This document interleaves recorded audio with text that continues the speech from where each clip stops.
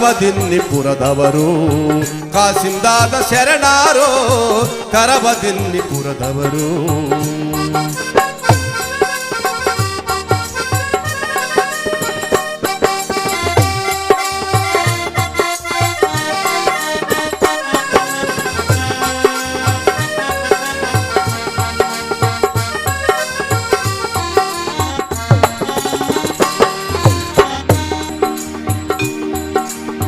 ಫಕೀರ ಸಾಹೇಬ ದಾದನವರ ದರಗಕ್ಕೆ ಬಂದಾರು.